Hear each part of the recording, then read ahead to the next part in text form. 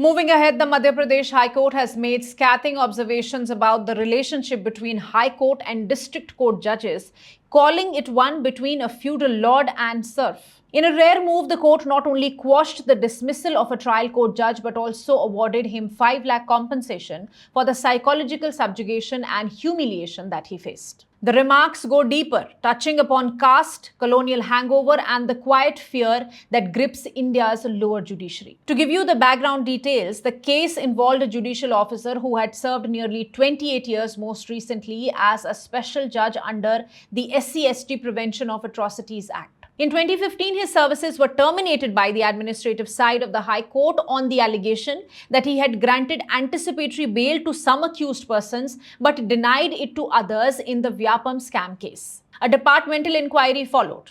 He was found guilty of misconduct and his appeal was rejected in 2016. He then moved the High Court. The High Court found that only one of the 4 charges alleged any corruption or dishonest motive. The rest were based purely on differing judicial approaches to bail, something completely within a judge's discretion. Importantly, none of the accused persons complained, and the prosecution never challenged the bail order. Still, the judge was sacked. Calling it a case of gross injustice, the division bench of Justice Atul Sridharan and Justice Dinesh Kumar Paliwal restored his pension benefits, ordered repayment of back wages with 7% interest, and imposed a cost of 5 lakh to be paid to the judge by the respondents. But it was the court's observations on the larger judicial culture that calls for attention. The bench said, and I quote, "The relationship between judges of the High Court and the district judiciary is one between a feudal lord and a serf. The body language of the district judge when greeting a High Court judge